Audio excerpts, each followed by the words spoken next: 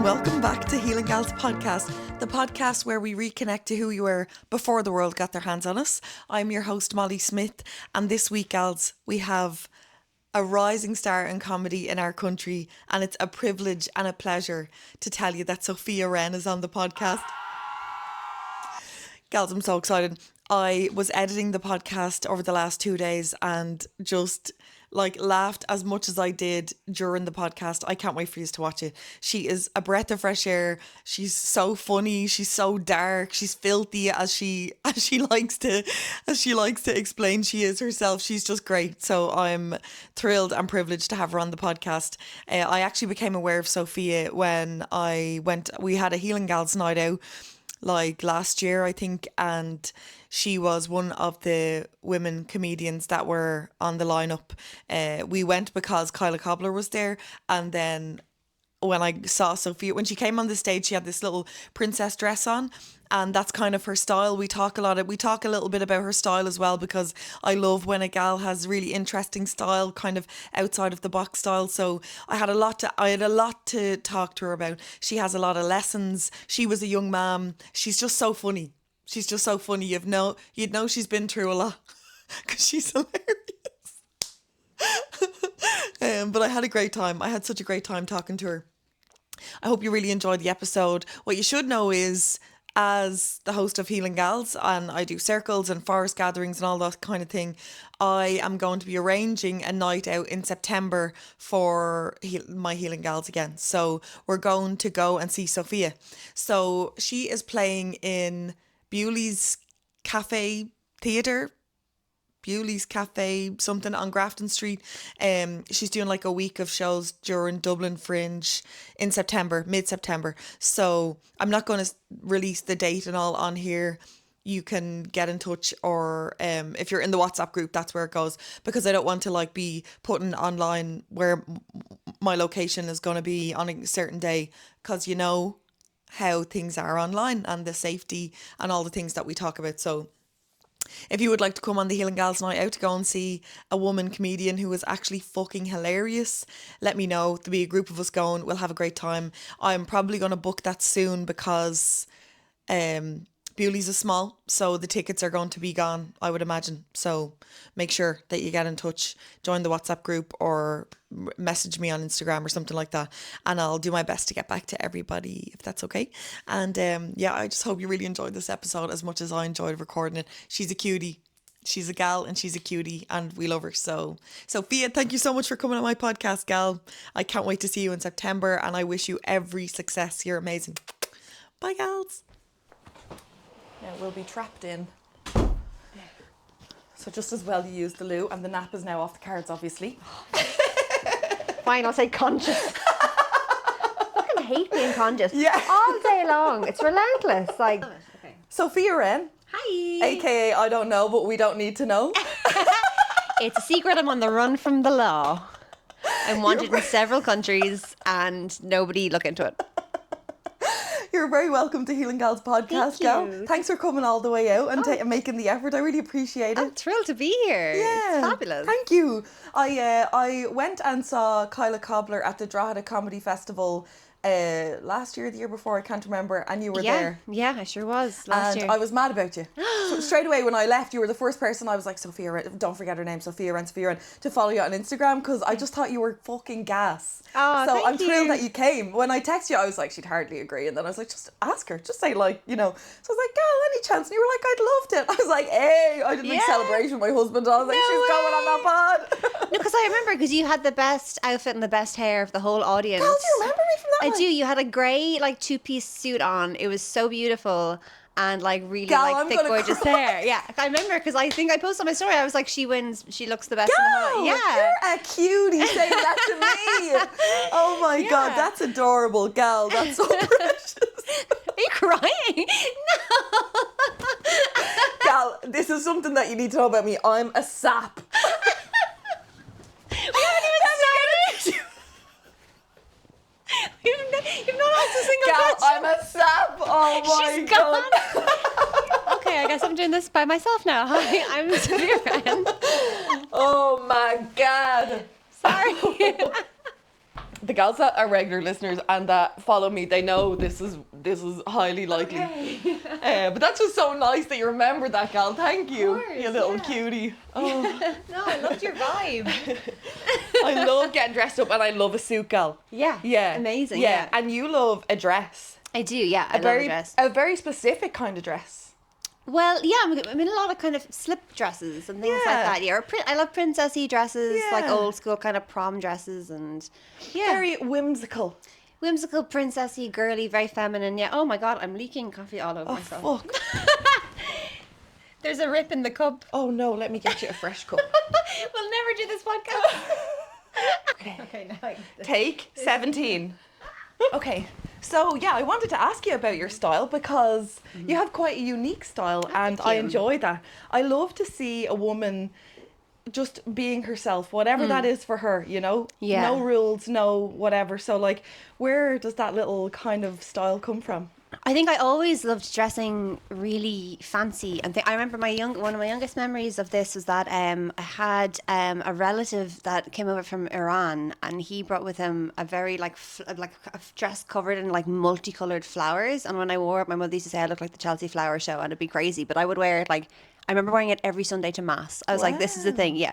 But it was insane looking. Like I look like, do you know, at the end of Midsummer when she's like sacrifice. I won't spoil the film, but you know have you seen the film? No, Midsummer. Midsummer, yeah, it's a scary film. But in the end, she's like the May Queen, and she's covered in all these flowers, and that's just, yeah. I just always like. I think I love making art, and this is going to sound so wanky, but I feel like you are. How you present to the world is like you're your first like work of art, and you say so much about yourself when you meet somebody. Like, because people are always trying to pick up on subtle clues of who are you and what are you about and who are we together and what's the social situation. And I think it's really important how you present yourself. Now, sometimes like, you should see me like during the week. I'm just like any old shite going doing the school run or doing whatever. But I like to express myself through my clothing. Oh, yeah, I think for me it's a really important part of my femininity as well. Yeah. Yeah, I like being real girly. I love that, gal. Yeah. I love that. I feel the same. Like, obviously, we float around in our tracksuits or whatever, Yeah. you know, like, but when there's an opportunity to put something nice on, like, when I go to work, like, I love a suit.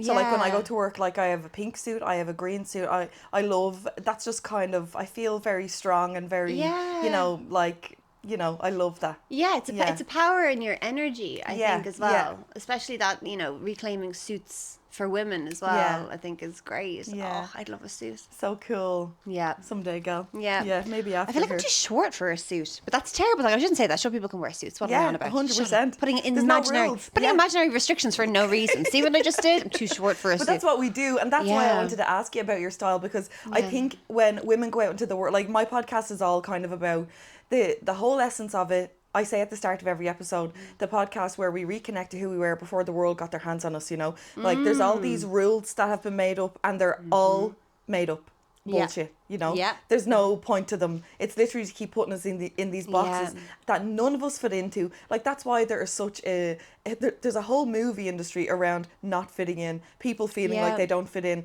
Everyone feels like they don't fit in because you're being put into a box that wasn't meant for you. You know, Absolutely, it wasn't yeah. meant for anyone. It's maybe someone likes that, but not a whole collection of people fit into the same box. It's not possible, you know? Yeah, absolutely. Yeah, so Yeah. I just really appreciate when I see a gal, you know, expressing herself in that way. I'm just like, yes, she knows. She knows the Yeah. crack. Yeah. Well, do you know, it was funny when I first started doing comedy, because I dressed like this long before I did comedy. I was always a dressy up person. In fact, like any event we'd go to, people would be like, I would be overdressed almost all the time, but that's just the way I was. Yeah. And I remember starting comedy in my first few months, just doing like open mics in like basements or attics or wherever they are up in clubs in Dublin.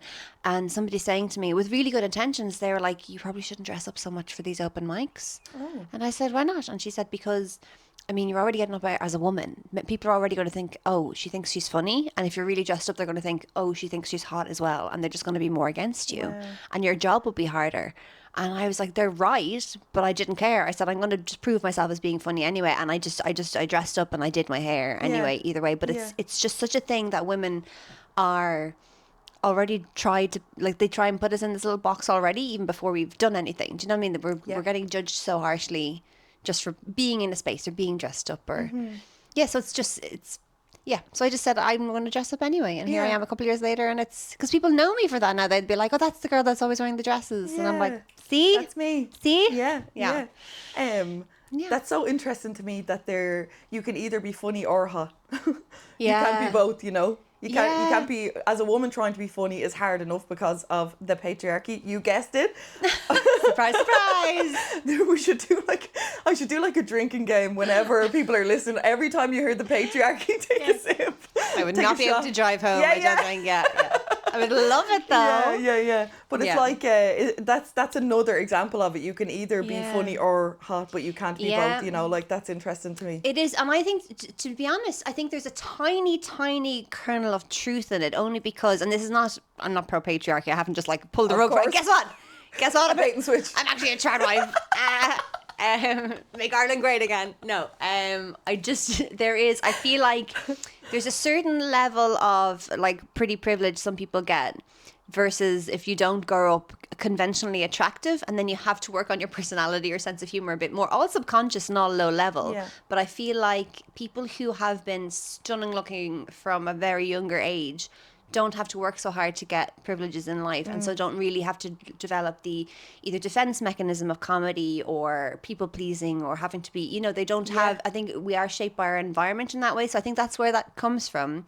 So people just assume then like, okay, a pretty girl or a girl who presents as very feminine and pretty can't be funny. And I think that element of it comes more from pure misogyny. Yeah. That because it's not like it's like a load of supermodels trying to do. It's just girls who aren't, dulling themselves down or dressing down. It's more just like she dares to be audaciously feminine and funny as well, because comedy is so, for the whole history of the industry, just associated with men, that it's just, in that case, it's pure misogyny. But we're proving them wrong and being feminine and funny. Yeah. So Killing it, gal. Absolutely killing try it. my best. Yeah. Tell me this. What is it like being a woman in comedy? I've loved it, but I've been very lucky. I have done very well, very fast, and I think that is down to the fact that it is a really good time to be a woman in comedy, because I think going back in the Irish scene, I feel like the only woman doing comedy from back in the day was like Deirdre O'Kane, maybe a couple more. That was it. Yeah. And she said it was like, it was insane that she turned up. She'd be the only woman for years. She might not see another woman for 10 years on a bill. Do you know what I mean? And so, but I think with the Joanne McNally effect of it all of the last few years, there's a lot more women coming in, and I think she has proven that there's a huge market for people who want to go see female comedy. So right now, everyone's trying to replicate that a little bit and go, okay, we could actually make, now that they've realized that we can make money off female comics, there's a lot more opportunities for us. And also a lot of clubs are now making more of an effort to make sure there's at least one woman on every lineup, which and now there is more men doing comedy than there is women doing comedy, but they are making more of an effort to include a woman on every lineup, and it's less usual now that you see all male lineups. So it's a good time to be in an industry that's also growing. The Irish industry is growing at the moment, so it's a perfect time as a woman to get in, and so I found it quite positive in that way. Now, it's not without, the vestige of misogyny that's existed since the start of it, but I've had an overwhelmingly positive experience. I'm delighted for you. Yeah. Do you listen to Keep It Tight, Deirdre O'Kane's podcast with Emma Doran? I've listened to a couple episodes. Yeah. I love it, and Yeah. I love Deirdre O'Kane. She's and amazing. I also love Emma Doran, but there's something, I suppose, because of Deirdre's. I was going to bring this up with you, so when you said Yeah. Deirdre O'Kane, I was like, this gal. Yeah. Deirdre is like, because of her experience as a woman in comedy, she gives such mentor vibes, Yeah. like the way that her and Emma's discussions happen on the podcast, I find really interesting and also really heartwarming, and Deirdre is like the biggest hype woman for Emma Doran, who's like obviously a very experienced comic, no doubt about it, but Deirdre just has so much more experience, so she's always like pushing her on, when are you gonna tell them now and tell us about the show, and don't forget to tell them the next dates, and and you're just like, Deirdre, you're such a gal, She's such a gal, because there's such a thing of girls pulling the ladder up after them, after they've climbed and then get to a certain place and then they don't want any girls to follow. But that's not the case with Deirdre at all. Like she's lovely and encouraging. I've only met her a handful of times, but she's just been so lovely, so encouraging, so funny, so dry, brilliant, so funny, and she's so chaotic. Every episode of the podcast, there's some mental story about that she lost her phone in a taxi, or she was late again, or the flight wasn't. She's obviously neurodivergent. Like, I was going to say, did she get the ADHD diagnosis yet? Or I remember that was a whole thing, wasn't it? Yeah. She's just so funny, and I just really love that dynamic. So I enjoy that. But I'd say I've listened to her speak about her experience of being a woman in comedy, and the contrast of how many bookings she's getting now, how many women are around in comedy, and how women are kind of uplifted now and stuff. And I just love that. I love that in any sector, but I went to a gig recently in the TLT in Drogheda, and there was it was a woman comedian, and she had support acts, and 2 of the support acts were men, and I was just like, when are the women coming back? Come on, like the men just weren't as funny as the women, you know. I just love how well women are doing. Can you tell me their names?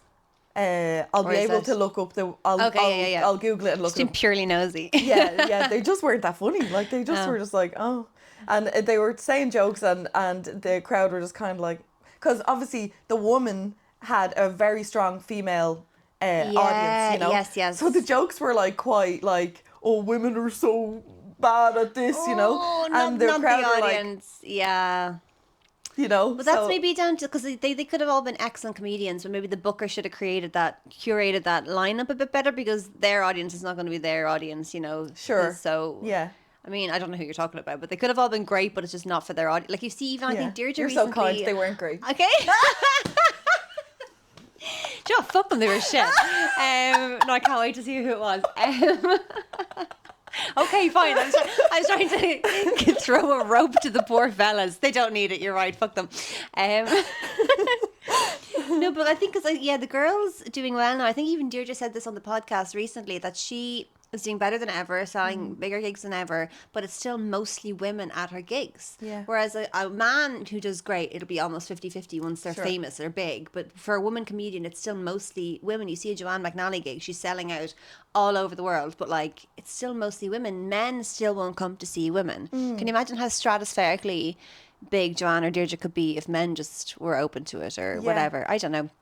But and do you think, I would say my assumption is that because of that kind of patriarchal thing around, like, women just aren't funny, you know? Do you think that subconsciously or consciously men are just like, women aren't funny, I'm not buying tickets to go and see that? Yeah, I mean, the amount of times growing up I heard that, and even when I started comedy, there'd be some people from maybe my hometown or an older generation, and they'd say, I just don't find women funny. And it's just said like a fact, as opposed to a curiosity of, do you ever look into yourself and find out why that is? It's like hearing, you'd never hear that about any other marginalized group. Imagine just saying, I don't even want to say in case it's clipped. I can't say, oh, I don't find this minority funny, or I don't find them handsome, or I don't find them that. It's just like, can you not see the bias that you're saying? Can you not look inside? But it's just so given as a fact that just women aren't funny. That's not their role in society, you know?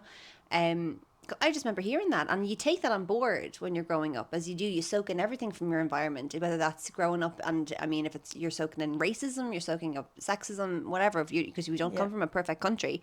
And so you just have to like question that when you get older and go, because women are hilarious. Most women are so funny, especially Irish women. And I find that at my gigs, so I do prefer, I know if I go to a gig and it's a load of girlies in the audience, I go, okay, this will be an easy gig, because I know they'll love it. They'll identify more with my material. But I have done gigs to like mostly men, and it's been great as well. Like, I think my comedy does work for both, but I just know when it's mostly women, I'm like, okay, I can sigh of relief here. It's going to be, it's easier. Yeah. I love that for you. It's easier to get them on board. They identify more with the material. So that's. Tell me, I would say if the messaging that you receive growing up is that women aren't funny, that's just a fact, as if that's a fact. How that's another kind of hurdle in the way. Like, comedy is hard enough. Like, I've heard so many people who have tried stand-up comedy and they went on to be successful or not say that, like, standing up in front of a room for stand-up comedy for the first Yeah. time was the scariest moment of their life. Yeah. Because it's just so like if you don't make anyone laugh, like you've bombed, you know. Yeah, it's a psychotic thing to do Yeah. out of nowhere. Like, it's absolutely, like, I'll tell the story in a few minutes, but I actually went to the doctor, and part of me, I was something else wrong with me, but part of it went, oh, I was doing a stand-up comedy gig, and they went, oh, and they wrote that down as a symptom. They were like, this woman needs medication. She thinks she's doing stand-up comedy. Because out of nowhere, I was like, so I do stand-up comedy. And they were like, well, that's psychosis. Yeah. It's very funny to tell you that. But genuinely happened to me. But like, it's an insane thing to choose to do as a creature. There's no other animal in the animal kingdom that's like, do you know what because it's such a risk. Yeah. It's such a risk of social rejection. And mostly it is social rejection. Most of the time, especially at the start, you're not going to be great. And so you're just getting up and it's just rejection. It's so stupid, and I love it, and it's addictive. You can't stop doing it. It's a mental thing to do, because if you say, okay, I'm a good singer, people have told me I'm a good singer, I'm going to write some songs, I'm going to go out and do it. You can close your eyes and sing your song, and at the end there'll be some polite applause, and you can go, that wasn't too bad. But a comedy, if you don't invoke this involuntary physical reaction that people don't fake, they can be polite and go, ha ha ha.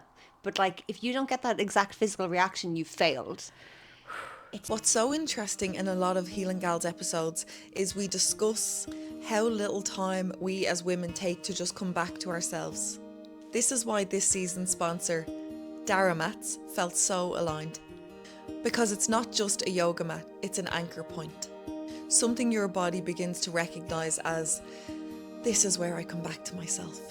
And what's beautiful is it's not something that you're constantly replacing or upgrading. They are durable and built to last as a one-time purchase. They're made of non-toxic rubber, they're machine washable, and the imagery and artwork on them is absolutely stunning. They feature artwork and imagery from Irish landscapes and captivating ocean scenes. So even visually, you're stepping into something that invites calm and presence, and maybe even a sense of home. And I think when you're on a healing journey, having those small physical anchors, it really matters. So if you're building more intention into your life, your rituals, your practices, you can explore Dara Mats at daramats.com. And Healing Gals podcast listeners get a discount. Put Healing12 into the promo box at the checkout and get yourself 12% off your very own Dara Mat. Now, back to the episode. Such a stupid thing to do. The stakes are so high. I know, yeah. And we are biologically evolved to want acceptance, you know? Yeah. So like you're really going against every biological instinct you have. That's what it's social rejection. And back then that used to mean, like, back in our lizard brains, that's why we don't like, we need to be accepted, need to be liked, because otherwise we'd die without the help of the herd or the village. And so so people who go out and seek that rejection and are okay with it and addicted to it, we should be sectioned. That's why it's a symptom. That's why they went.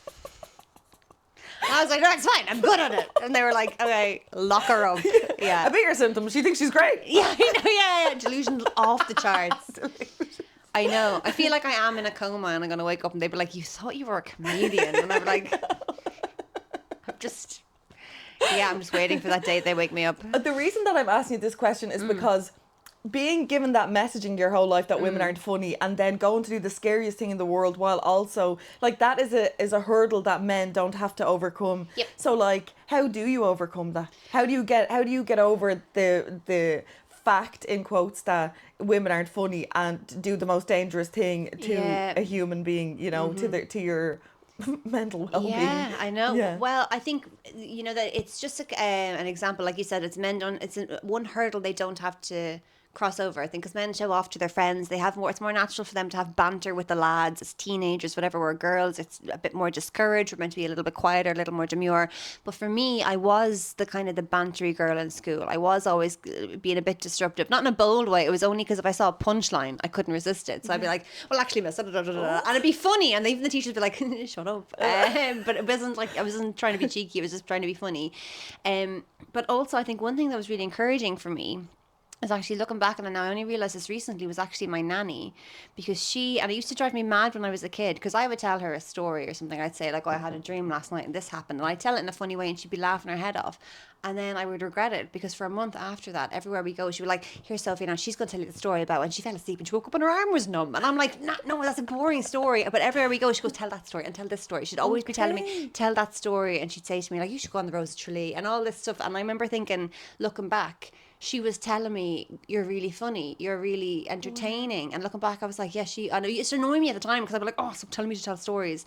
But yeah, cause she was always telling me in some way, you know, you're good at doing this. That's You should be a storyteller, you know.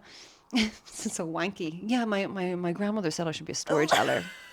No, that's very precious, gal. You like that was an encouragement without like explicitly saying like you should go into comedy, because like that wouldn't have been a thing. But that for wasn't her. a career that existed. Yes, that's maybe the Americans might do that. Yeah. Not, you know, in a small town in Ireland, you wouldn't be going as a comedian.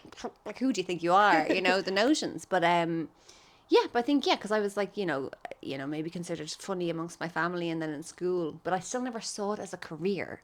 I just saw it as, I mean, because I thought I'd be an actor based on all that, and I was like, that's what I'll do. I'll be on stage, I'll be serious, I'll be telling, you know, stories and about bereavement and loss and all this. And then I tried that for years, and I realized, what the fuck am I at? I don't know, I thought I might have been shit at it. I'm not sure. Looking back, I'm like, but it led me to this eventually. It led me to the right thing, which is what I should have been doing, but I'm glad I entered it when I did. And the second part of that is, how do you get up and just do it? Is that you have to hit such a mental rock bottom that you stop giving a shit completely, and then the consequences of not being laughed at on stage seem so minuscule compared to, you know, what you've been through. And that's for me. I was just like, fuck it, I might as well give that a go. Really? Yeah, well, if it's either get on stage and nobody laughs or the abyss, I was like, fuck it, you know? So yeah, I had a couple of mental breakdowns as an adult, and then I was like, get on stage is a piece of piss. I genuinely, I feel so like bulletproof, like so like mentally robust compared to when I started, that I just couldn't give a shit what happens. Go away. But in the most liberating way, yeah. Will you tell us about it? Do you feel comfortable? Yeah.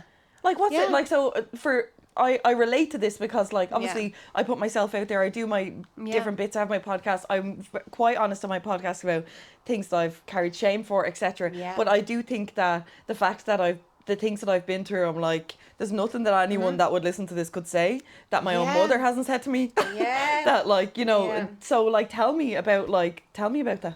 But that's the thing, because sometimes now, and I wouldn't even, like, I'm building my little following online. It's not huge yet, but I'm trying to get there. And every now and then, you start getting the men in the comments, and it is always men, unfortunately, who are just like, and I'd be talking about something benign, like, oh, isn't it, you don't have a cup of tea on a hot day? That's how benign it is. Like, not offending anyone, not even getting political. And there'd be men, after a certain amount of views, you just get the men being like, do you think you're funny? I bet your shit, state you, and all. And I'm just like, first of all, what's wrong with you that you're leaving these comments? But so many people online talk about how it affects them and affects their mental health, and please stop doing it and all this. And I can understand at a bigger level it does get quite wearing. But I'm like, you think you can hurt me? You're like, oh my God. At one stage I thought I was going to get stabbed to death by somebody. You think your comment is going to hurt? Like, I'm like, do you know what the fuck I've been through? Like, I won't get into it all now, but I was like, oh no, John with 3 followers thinks my comedy might be shit. Like, oh yeah, no, so I've just been, I think I had a lot of very harsh life lessons in my 20s. And so that meant now, they were unfortunate experiences, but it means now you can't hurt me. Give me your top life lesson from your 20s. Oh my God, I don't have a top. I think they were all equally. I know. I think honestly, I wish I had more faith in myself from a younger age. Put less of my self-worth in other people and other things, and in my identity of who I thought I was. I should have realized how much power I had much sooner, and I'm glad I know it now and what I'm worth and all this. But I didn't really. I look back at me at 20 and go, oh my God, you have so much going for you. But instead you get yourself into these situations where your power is completely taken away, and it happens very easily. It's a slippery little slope. But Never again. Never again. No, yeah. So That's really interesting. I think yeah. that's a really good point. When I see young women in their 20s and you can see that they're like, you know, if you saw a young woman like on a date or something and you can see that she's looking for at the boyfriend or at the partner for the validation or the permission to be or permission to, you just want to grab her and be like, Angel, listen, Yes. you have so much power and I can see that Yeah. you don't know you have it. I know. So let me just give you the 30s the Yeah. 30s wisdom so you don't have to, but I think you have to go through it to It's so hard know, to just because I feel like if I've been told at 20 these things, I would have been like, oh yes, I would have. I don't know how I would have taken it. I Yeah. wouldn't have listened to it. I think you need to learn it in your bones and in your gut, but that doesn't mean we still shouldn't tell these people. I mean, you can take some of it on board and in more of an empowering way, that you shouldn't let your power be given to somebody else in the first place. Yeah. But I think the younger generation are a bit better at that. Do you know what I Definitely. mean? They're all about like, you can come chase me, that kind of whole dating thing Yeah. or whatever. But even it's 'cause it's in all relationships really. Mm-hmm. You know, in family or romantic or work relationships, it's just about and staying regulated as well. I think that's one of the most people struggle with this, is getting dysregulated and triggered and whatever, and like everyone has them, but like I feel so base level calm that I've gotten rid of any anxiety I've ever felt, anything like that, and I don't know how the fuck I've done it. I've just by I don't know, being through the ringer and not giving a shit. Yeah. And every decision I make takes me closer to the person who I want to be, and that helps me to stay true to myself, and then I feel more regulated. So no matter what happens, I'm like, I made the right decision that honors young me and elderly me at the same time. I have this whole thing going on at the moment, this very spiritual, like, you know, all the timelines are happening. I feel like I've done LSD. All the timelines are happening. I'm like, what did you ask me? Anyway, time doesn't exist. It's not linear. So like young little girl me wearing her like fancy dress or telling stories or showing off or being an altar server just because she thought it was stage time. Like that girl who used to just do like, I used to come out of the shower in a towel and I'd be like, Mom, take some photos of me. And she'd be like, no, you freak. Like, what you, I'm just like, you know, I was just like, she was nice to me. But like, you know, I was just like, I'm somebody. And my elderly me, who's on her deathbed and dying, they all exist all at once. And every decision I have to make right now has to honor both of them. Is that what they would want me to do? So instead of making the safe choices or the choice that's honoring somebody else who I feel has power over me, I try and honor both of them now. Wow. And every step then I take takes me closer to like all three of us being where we're supposed to be and who we're supposed to be. And then that just helps keep me... Gal. I just don't give a shit then. That's amazing. But while being respectful to everyone else, it's not like I'm fucking people over on the way. Do you know what I mean? And also like obviously minding my daughter and doing whatever, but like my responsibilities. But yeah, every day I'm like, well, what should I do today? What would honor all of them? And then it's just, I'm really happy. That's incredible. I think that is such good advice. That's so good. I have tried to incorporate that around my my body, you know, like thinking of older me, looking at me at this age. Yes. That has helped me accept my body, but I haven't thought about it in such a holistic way, the way that you're describing that, you know, like in life decisions I don't think I've considered that. That's so, I feel like you're after opening a new room in my brain because or something, you it know. It helps with decision making as well, because I've found myself at a crossroads a few times in my life where I'm like offered two jobs at once. Which one should I go for? And I didn't realize I had started subconsciously doing this, that I would choose a job like, okay, neither of them are they, like I wanted to be a comedian or an actor, so I'm offered one job in this office or one job as front of house in this theatre, and I'm like, which one do I take? And I thought, well, this one keeps me more aligned with the arts this way, and this one keeps me more aligned in the arts that way. But I knew I wanted to be art adjacent. So even though it wasn't the path I wanted to get on eventually, I would always choose the path that kept me closest to it. Because we can't always say I want my dream job and get it tomorrow, or I want to have my dream whatever it is tomorrow. But you can always make the decision that just aligns you closest with that in a very clever way. And even if it's not that, so that one maybe wasn't the more money, but it kept me closer to my path. And then it all led, That's like also touching on values, and I'm big on values. I talk Yeah. about values all the time. Right. And if I could say to if I had an opportunity to speak to younger people, I would get them to get to know their values and then stay as close to them Yeah. as possible, Yeah. Yeah. I think I remember when I was seeing a lot of therapists. Surprise, surprise. No way, you've done therapy? I'm shit at it, by the way. That's why I do comedy. Therapy doesn't work on me.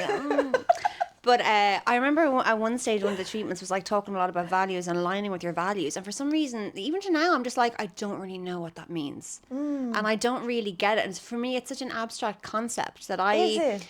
I don't know. Maybe I'm doing it accidentally and I'm putting the wrong label on it because I'm like, is it just what you believe to be the right thing to do? Or like, I don't really know what it means. Do you want me to tell you? Yeah. So go like on. I love the concept of values, and when I learned my values, I found decision making so much easier. So when Yeah. you're talking about like keeping the older version of you and the younger version of you in mind when making decisions, what would honor both of them, to me, I'm definitely going to adapt what's the word? Incorporate. Yeah, I'm definitely going to incorporate that into the way that I live, because that's just so beautiful and aligns so well with the way that I feel about the world, But say for when I learned about values, so values are not like, you don't just choose like, I'm courageous. Courage is one of my values and kindness is one of my values. It's not like a virtue signaling thing, although I appreciate that happens, Yeah. Values are already in you. So like, Okay. if I was to ask you to like write down the most like difficult time that you had, the most upset you've ever been, and write about it. Yeah. And then you would be able to extract your value from that. So let's say like you were cheated on so badly, like this guy you were setting up your whole life, whatever. So like he had no like what values was he lacking that really upset you, because he went against everything that's your body is. And when someone goes against your values, or someone, that's just Mabel with her collar. If someone goes against your values, or someone crosses your boundaries with your values, you will have a physical reaction. Yes. This is what I didn't realize, that we're completely. I'm agreeing Yeah. with you, because when I'm saying this is why I feel regulated, because I'm making decisions to help me, my older self. That's what I'm trying to say in just a more abstract way. I think we're saying the same thing. Yeah. Because you're like, why did that hurt me so much? Yeah. And it's not because, they did this or whatever. And I've had pretty hurtful things happen. But like, because they're not aligning with your values, is how you put it. Yeah. Okay. Yeah. And your values will be based on like the life experiences that you've had thus far. So like, out of that situation, loyalty and integrity and honesty will be like core values. And if you learn that those are from that situation, if you learn and grow from that and say, okay, loyalty, integrity, honesty are like my core values at the moment, and at different times in your life, different values will be more prominent depending on like what you're going through or whatever. So like your next relationship, if you were going to truly honor yourself, which is honoring your values, the next guy who you can tell he's telling a fib or he's kind of blurring the truth, you'll just be like, do you know what? You're really nice, but you're not for me. You won't hang around to wait to see how bad it gets. You'll be like, no, whoa, I learned my values from that. You don't align with my values, which shows me I'm probably going to go down the same road with you as the last fella. So you can stay there where you are, Do you know what? You're so true, and that comes with experience. Exactly. Wow. You're so right. Yeah. My God. Yeah, that's what I'm trying to do. That's what Exactly. I just never would have. Because I never really got that abstract thing of values. But now I'm like, that's and great. my daughter is almost 18, so I speak to her about her values. So there was a situation a few months ago in school. I won't. Don't worry, Brooke. I won't say it. But she whatever happened, I said to her, that teacher knows the truth. And she will question your integrity going forward if you don't tell the truth, so she's like, but she doesn't know. I'm like, no, we have an intuition, gal. That teacher is a woman, she knows the truth. So like, if you want to be, the next time a situation comes up and you want the teachers to say, do you know what, Brooke always is in her integrity, and integrity just means you say what you mean and you mean what you say, that your words and your actions align. If you want the teachers to be like, Brooke's always in integrity, it would be a safe bet to go to Brooke for information there. If you want that, grand. If you don't, then let this play out the way it is, and the teacher will say, do you know what? My instinct is telling me Brooke didn't tell the truth the last time, so Yeah. I probably won't go to Brooke, you know. 'Cause every interaction you're having with somebody is giving them a piece of information about Exactly, you, whether you yeah. know it or not. And I think I spent a lot of my life being not very self-aware, and thinking I lived in this bubble, and my actions, whatever, like what I thought about myself is what everyone else thinks, no matter what I do or how I act. Wow. So when somebody didn't be like, actually, you're not like this, you're like this, I'd be like, they're wrong, they're so wrong, and I couldn't believe it. And I'm like, well, wait, maybe I gave them that information through my actions. Again, why did I suck at therapy? I don't know. I wasn't very well for a long time. But yeah, that makes so much sense now. This is like a therapy session. Yeah. This is insane. Oh my God. I'm going to quit comedy after this. I won't need it. This is incredible. Wow. Tell me this. What is the most Irish thing about your sense of humour? Oh, I think that I'm very self-deprecating. Sure. I feel like, I'm just like, I will talk shit about myself on stage before anyone else gets the chance to. Yeah, I present my on-stage persona, and I think it works because I come on stage in my cute little dress and my little cowboy boots or whatever I'm wearing and my curled long hair, and then I'm like a rancid little goblin fairy. I'm like, do you want to see my rotten body? I'm like, ugh, you don't want to come down here. It's like, it's all stuck together. Yeah, you know, I'm like, a rancid little goblin. Yeah, but like that's become my persona. I remember at Edinburgh last year, my tech person, Claire, they kept saying to me, because I wouldn't be the tallest person and I wasn't on a raised stage, and they said, you have to stand up straight again, because as my shows went on I was going more and more down like this. I was like a crouched little goblin. And I remember one show she was like, the back row can't see you, because I was like, for some reason started performing. I was like, and here's what else happened to me. And then I was like, what? You started off as this like, hi, I'm a princess, and by 2 weeks in I was going. So I feel like it's so Irish.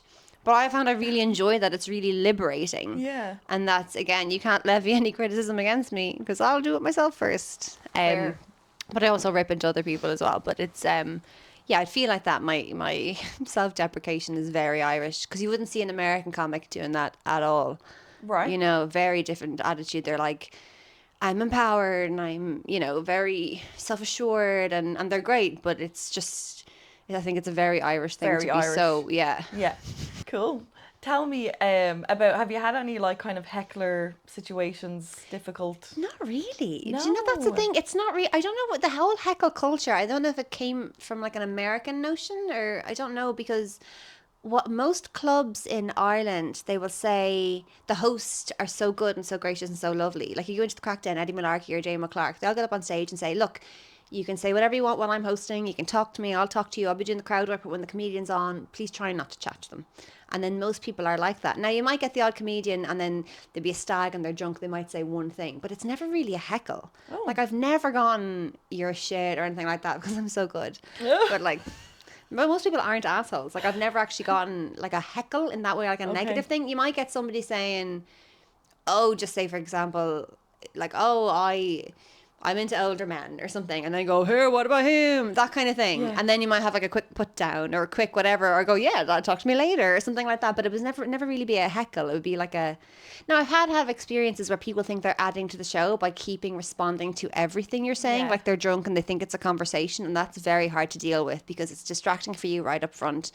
And then that is very awkward, but usually it doesn't happen that much. And if it gets really bad, the host will step in and go, here, shut up, or whatever. Yeah, fair enough. Like people there's a lot more like duty of care, and people are just kinder in clubs now. It's not like, I feel like I must have been wilder back in the day, or maybe in over in the States or something.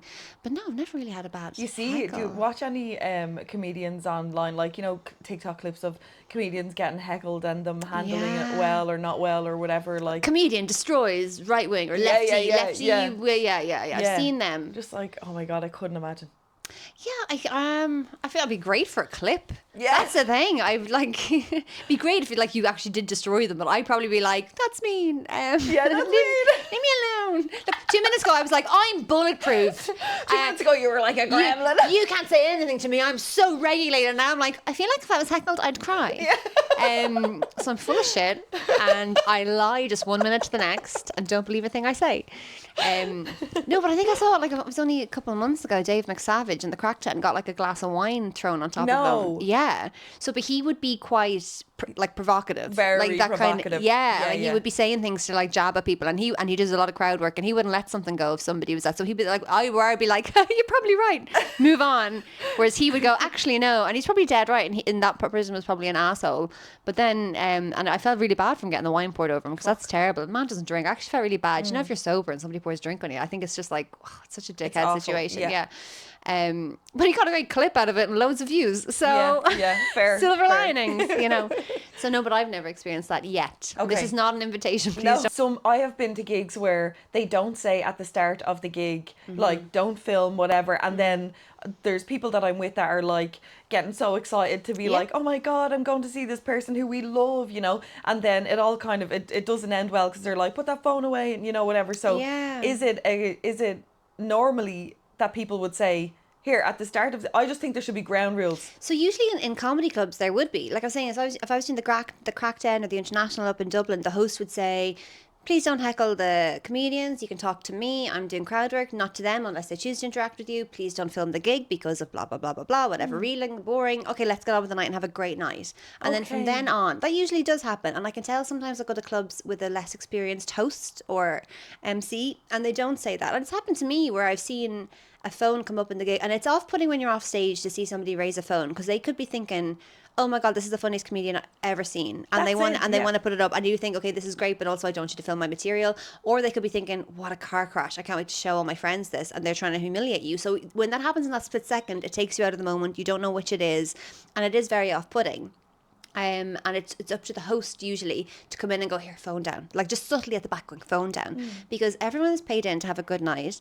They don't want to see the comedian get derailed and have to address this, but it's also the responsibility of the comedian that if they do have to address it, they're an audience member, not another performer. They don't know the rules if it hasn't been explained to them. Now, if they've been told don't film and they're doing it anyway, okay, maybe a bit of a dickhead. Yes. But if nobody has said it and they could be thinking, this girl's amazing, I'm going to film this.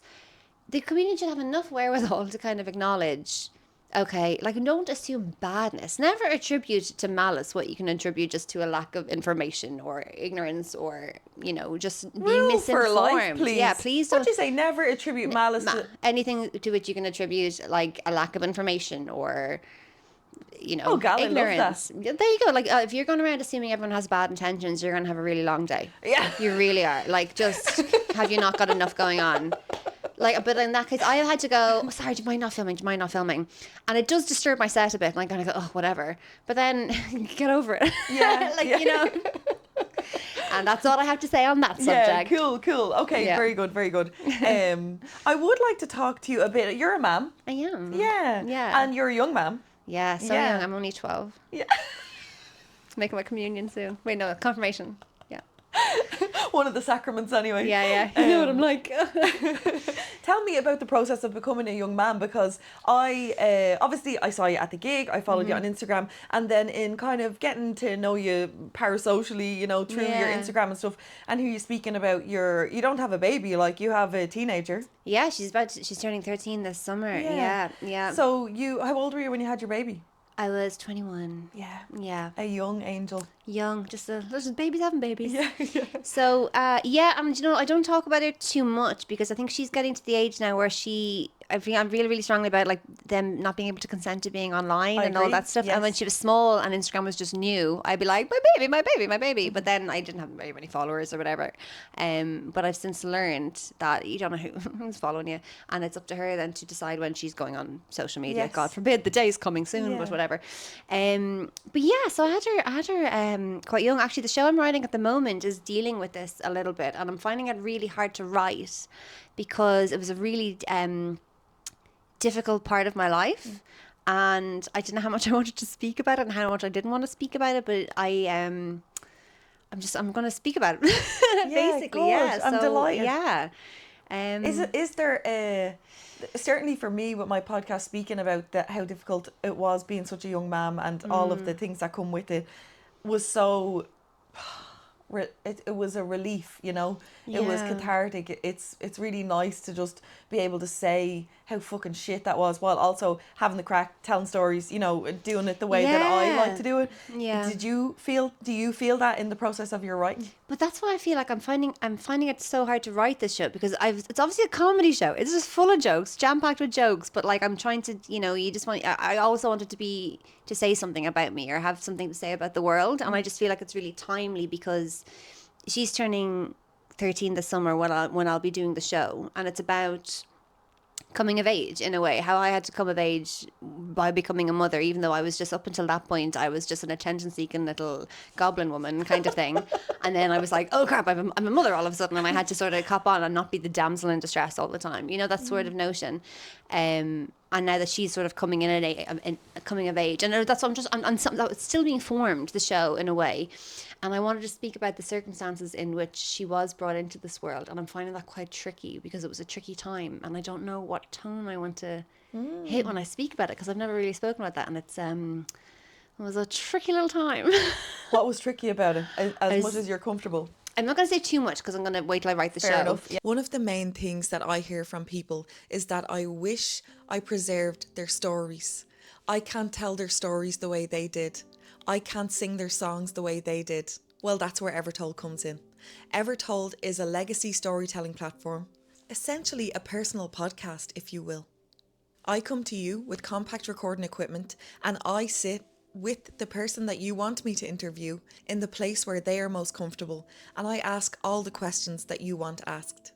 I can ask them to sing their favourite song, I can ask them to tell their favourite stories, and you will then have that video recording saved in a beautiful treasure box on a memory key, just like this one, that can be plugged into any television, laptop for the rest of time.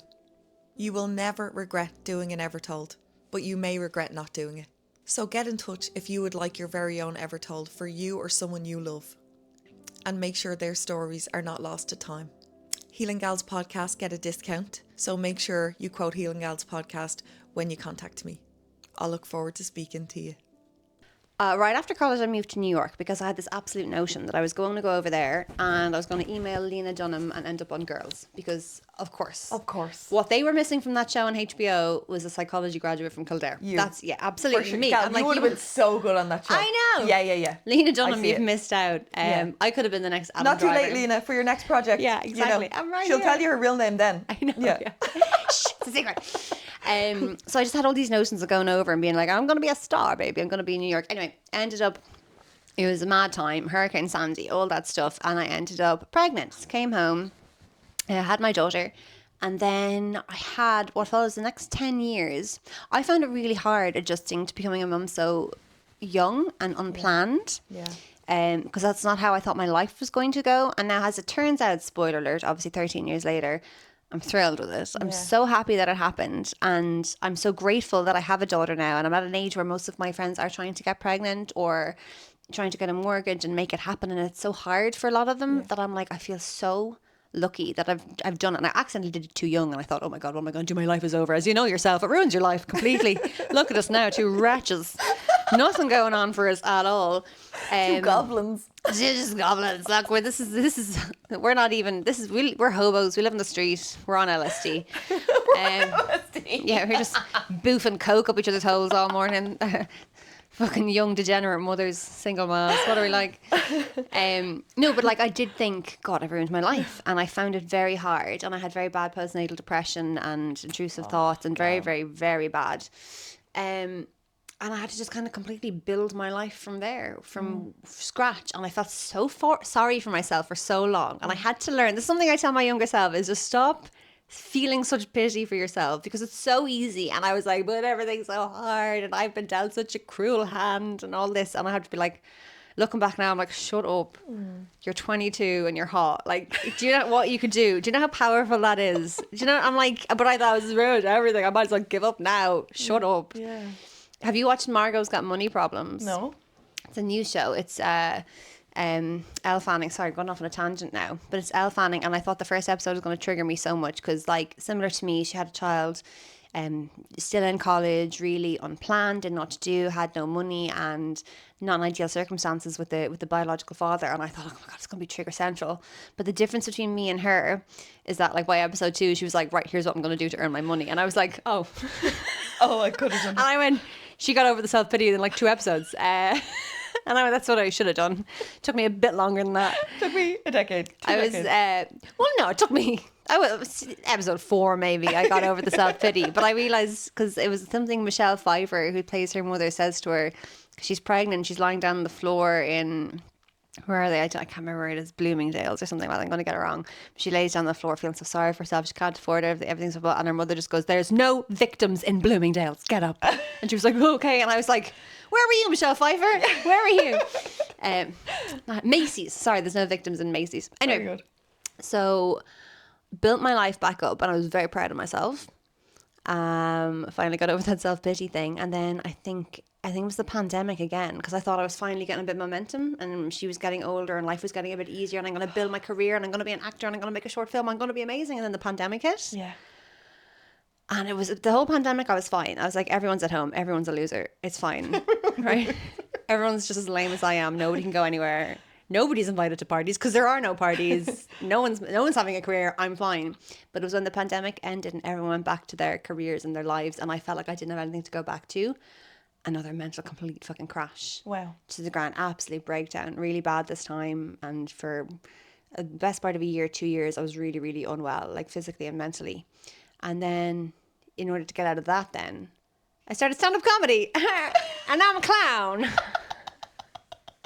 Now I'm a clown in a basement, and everything's fine. So that's what happened. So like, I can't put this together. So Yeah. how do you go from like your lowest moments ever to being like, I know, stand up, the scariest thing ever? How does that? So this particular time, my life had become really, really small. I wasn't going out anywhere. I was like losing touch with all of my friends because I was an absolutely just like boring, sad, unwell person. Do you know what I mean? And like, even if I did meet up with them, I was so in my own illness or whatever that I was not good company. And then I was also feeling like, well, that's not my fault either. All the self-pity, as everyone should be nice to me because I'm unwell. And it's like, get sick of it after a while. People don't want to keep caring for you. That's no shade on them. It's just, it's hard to care for somebody who's hurting themselves. And and then also my personal relationship as well was going very badly because he was dealing with this, and it was very hard for him. And I didn't realize at the time how hard, I was like, I felt so sorry for myself. I was like, I can't believe he can't see how hard this is for me. But actually looking back, it's very hard to live with somebody who again is harming themselves purposefully every day. And so I just knew it was either keep going that way and let my daughter see it going that way, and again, my life gets smaller and smaller and me get smaller and smaller. And where does that lead? Like, it only leads to either fucking institutionalization or death or whatever it is. And then I remember at the time he wanted me to go in somewhere. He wanted to send me away. He was like, I want to find somewhere to send you, go residential, do something. Turns out it's really hard to get that to happen if you don't have amazing health insurance. So I was like, escape that one. I was like, sure, let's keep ringing. I was like, yeah, I'll go tomorrow, babe. And they're like, where are you? I'm in Kilkenny. Try and catch me. Can't catch me, I'm too zoomy. Fun times. I did. I ran away to Kilkenny for 2 days. I was like, oh. Yeah, anyway. Well, I just knew it came to a while, and then obviously I've seen loads of different therapists and all this, whatever, and it was just never really my thing. I don't know why, I'm just shit at therapy. But I just remember thinking I need something that would tick all the boxes. I needed to expand my life a little bit more. And 10 years before that, when I had postnatal depression, I had gone on Lexapro.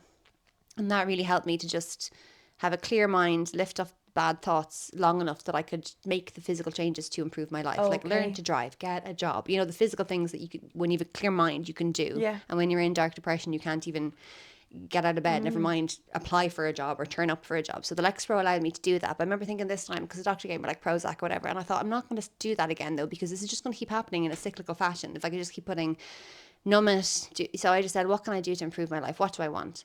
I wanted to create. I wanted, again, this thing of something that aligned more with my values. Like you said, I need to expand my social life. I need to get out of the house. I need to be physically well, which was the hardest part for me, because I was like, no, I'm such a skinny legend.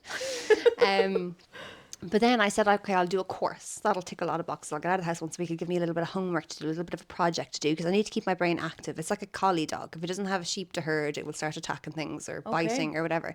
So I saw on Instagram one day just this comedy course in Bow Street, and I said, all right, I'll go do that. And then I said, I'll go once a week, do my course. I'm not even going to do the show at the end. I'll just maybe make a friend or two. And I was so good at it and enjoyed it so much. I just never stopped doing gigs from there. Oh my Every God. week then, and I would just, and within 9 months, I had an agent. Oh my and God. I was like, am I in a coma? The next summer, I was main stage at Paddy Power Comedy Festival. I was in the final of the biggest UK competition. All this happened within like a year. And I was Wow. like, did I die in residential care? And this is actually a dream? And then everything else just sort of slipped away because I was so thrilled at myself. So it's not a recommended course of treatment. But it did just, it just took a bigger space in my life than the rest of the bullshit. So, Wow. yeah. So still screaming there at the back, but I can't hear it over the applause. Shh. Shush. That's where I am mentally. Wow, girl. That's yeah. so cool. So you can see why my doctors thought it was psychosis. Fair. Okay. Okay. Yeah, they were like, so she's completely changed her life. Completely. Yeah. How do Yeah. you, I think we've touched on this, but I'd like to tease it out with you, because one of the things that I know about having a teenager and also putting yourself out there in the world Yeah. is like, how do you balance that? You know, are you still trying to figure out how to balance that? Like being a mom? Or Not the being a social man, but media- like the living in such a, like when you're creative and when you have things to create publicly, a lot of it reflects your life, you know. Yes. And there is so much material Yeah.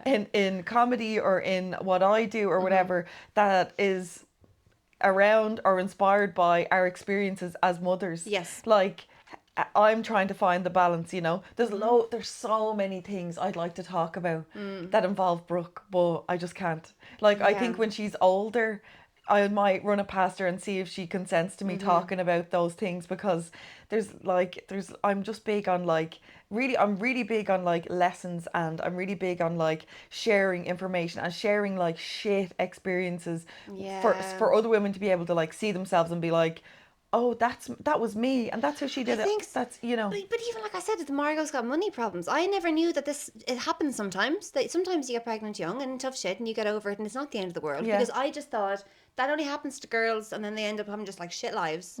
Because you're just warned, you'll ruin your life if you get pregnant. So I was never represented to me that it could be, you can still have a creative career, you can still do something, you're not just a fucking loser now and you're stuck in this whatever, you know, this weird negative bias I had about getting. It's so mad that we go from being don't get pregnant and ruin your lives, and now if like fucking 10 years later my friends are like, better get pregnant quick or you'll never have a kid and you'll ruin your life that way. And I'm like, it was 1 decade. Yeah. 1 decade. And all of a sudden it's like, it's so fucking terrible and based in misogyny and controlling women. I hate it so much. Yeah, But same. like you said about being a mother, if I had that model to me, I think even in the media, like that person being told, don't be a victim, get up and you can do something. I would have found that so empowering at the time. And maybe that show did exist, I just didn't watch it. But I think that's why you're right. In telling your story, I hope somebody can hear that. Like, you've just found out you're pregnant and you're 20 and you don't know what you're going to do. It's like, it's going to be fine. Yeah. It's brilliant. Yeah. But if you don't want to get pregnant, fucking don't. Yeah. It's also terrible. Like, just do what's good for you. But like, it's never as bad as you think it is. So you're right about sharing these stories. And it's, again, because so much material would come from like my family or my daughter or something. Now she knows, 'cause she's not allowed to see my set obviously because it's complete filth and she would be taken into care, I'd say. So she knows it's really, really, she knows a lot of bad language. That's all she knows. And I have told her, in case she ever hears a snippet of it, that I would like talk about her on stage, or I talk about my sister or my mom or my dad, but it's like an exaggerated version of it. So like I had this whole bit about like my dad, and I'd be like, oh, my dad's so shit, blah, blah, blah, whatever. And he's a lovely man, but it's like really funny jokes. But I didn't know he came to see me one day and he never told me, and I did this whole set in front of him and I was like, oh my God, that's lies. Did you know he was there? No, oh my God, it was No. awful. It was like main stage. Just as well you didn't know he was there. You I wouldn't have been able to focus. I wouldn't have been able to walk on stage. And no. it was Paddy Power, 900 people. And I walked out and I did it, and it was brilliant. They were cheering, it was great. And I walked out and he was there and I was like, I wouldn't have done that material, because I would have said it to him beforehand, it's taking the piss. Yeah. Anyway, so they know that now. Like, my mum sees my gigs all the time, and I've had jokes where I call her racist, and it's based in nothing. I'd be like, she said, She should have married a Chinese. But I can't remember what the whole joke was. It was very funny because I wish I was Chinese. I can't remember. I've called her a slut. I've done whatever. But she knows it's just funny jokes. Yeah. And so I said to my daughter as well, like I think I was on Ireland AM on Mother's Day.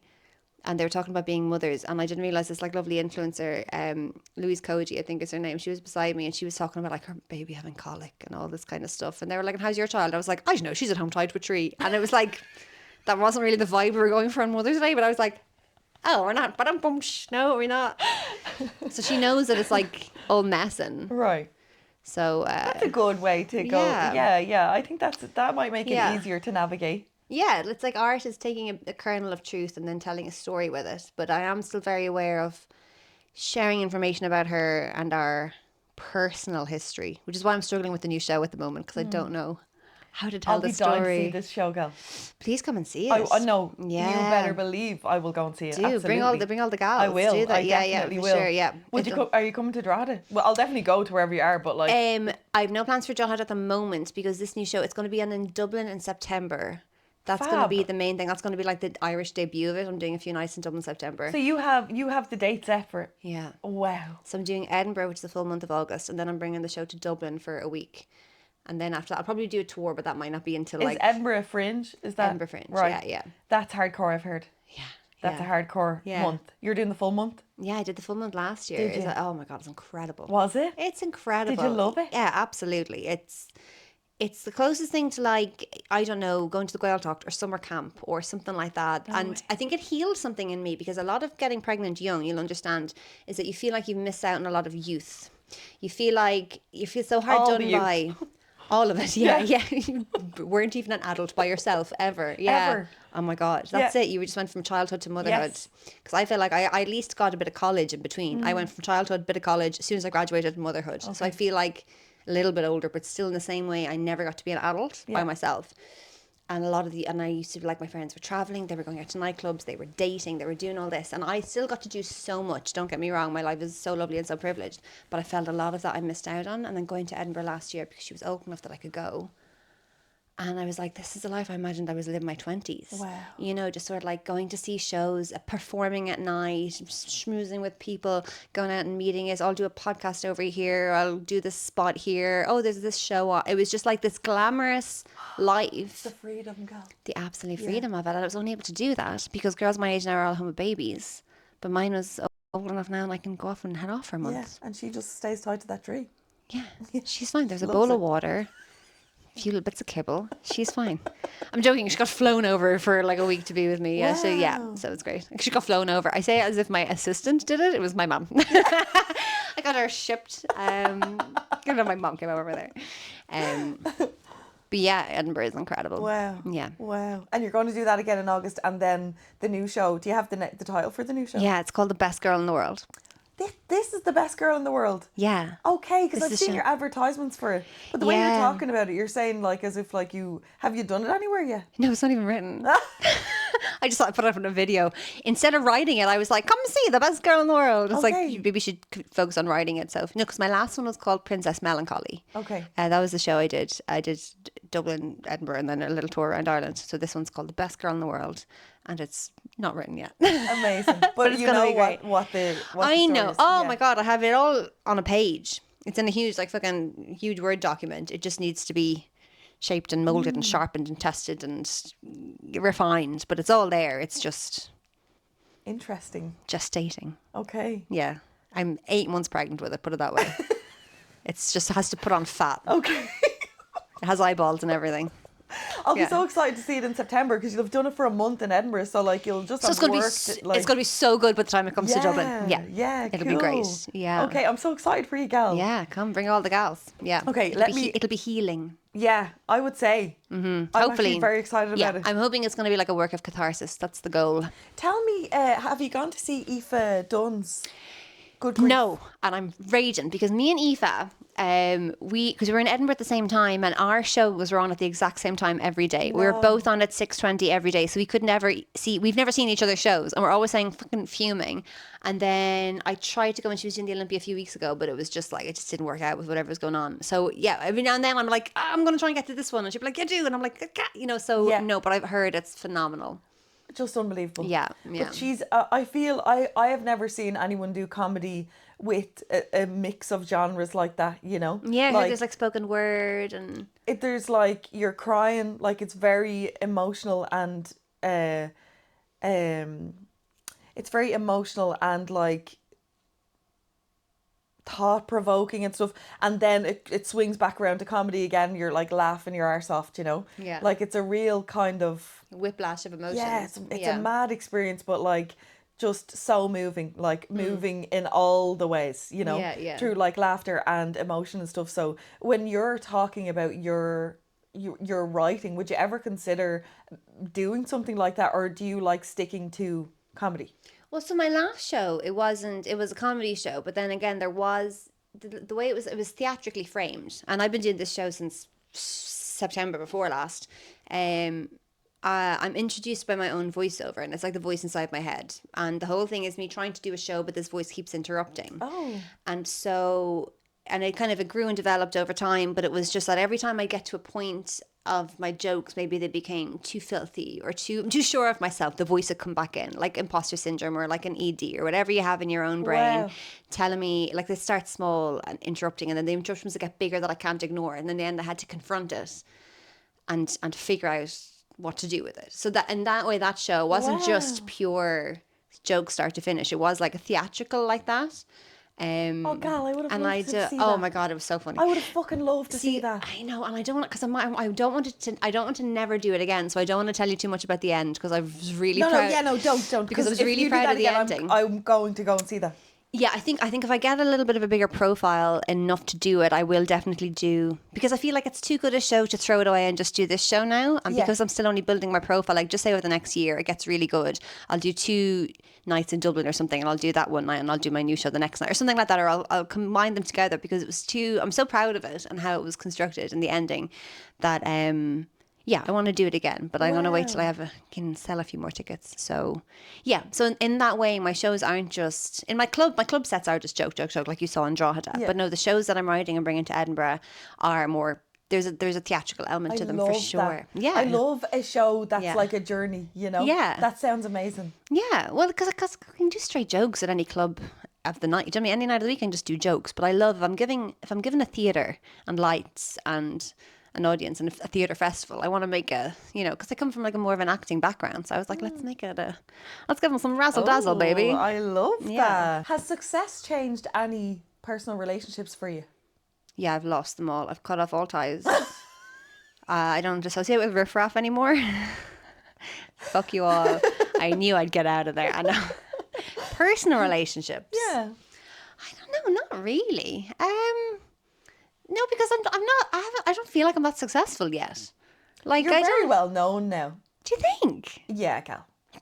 I don't know. It's such a weird thing, kind of becoming known. Like, I feel that Irish people just can't do it at all, can they? We're like, who do I think I am? Jeez, the notions are hurt. It's the tall poppies or the lobster in the pot or whatever. Right. I just don't feel like that from the inside, because I am just bring my daughter to school every day. Yeah. And then that's it. I'll do a gig. So yeah, I don't know. Like, okay.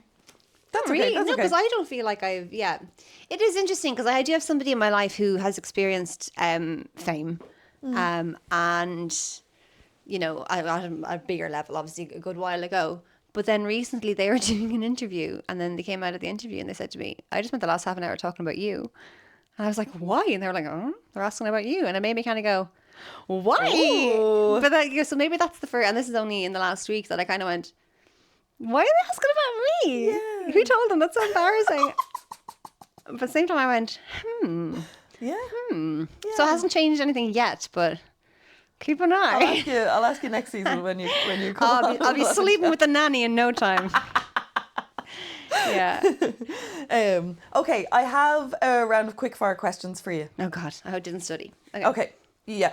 Okay. Worst gig location? I don't want to alienate any town in Ireland. I know. I'm being very careful. Donegal in the afternoon with just people drinking tea in the bright sunlight. Okay. I need my gigs to take place in like a dank, like basically everyone's inside of a bag of spuds. It's really dark. Everyone's a bit drunk. So on the side of a beach in the bright sunlight and beautiful Donegal with a load of lovely, lovely people, not my audience. No, fair. So there we go. Okay, most Irish thing in your handbag right now? I will tell you right now. Probably the shawl. It's the middle of June. Is this to go with your goblin aesthetic? This is what an Irish person carries around in June, just in case. I'd say that. What else do I have in here? That, pack Solpadine. Right? There we go. That's a pack of Solpadine and a crocheted cap. Is that Irish enough for you? Oh my god. Oh, yeah, and a sports bra. What do I think's happening after this? What's happening after this? Who the fuck knows? Oh, Cal, you're so funny. Oh, I'm sorry. Now that we're doing handbag content, the cutest, tiniest little pack of colouring pencils. Stop it. They're a bit dirty because my bag is dirty. Look, it's tiny colouring pencils. Why? For what purpose? Just in case. Just an impromptu a portrait. You never know. I'm really good Wow. at drawing. Are you? Yeah. So that's... Wow. Yeah. I'm so glad I asked that question. Okay, tea or wine after a bad show? If you even know what that is. Wine. Wine. Okay. 100%. One thing you'll never joke about.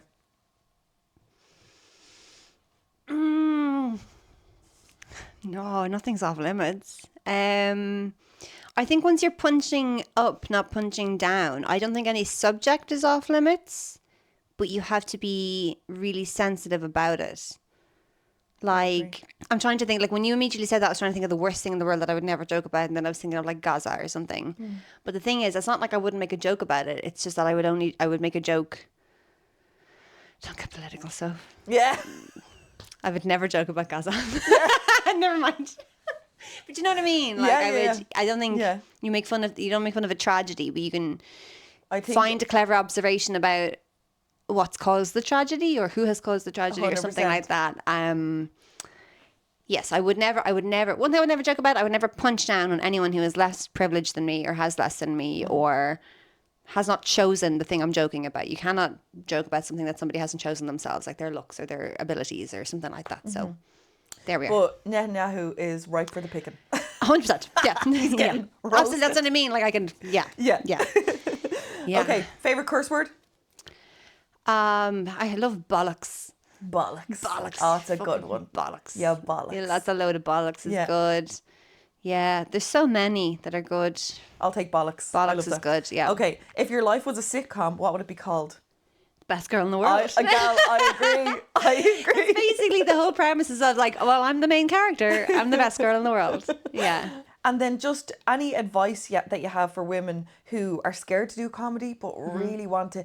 I know that you relate to just being a funny gal, you know, and like what you were saying at the start of this episode about your granny, like bringing you around and saying, tell that story and tell that funny thing and, you know, whatever, without explicitly saying you should get into comedy.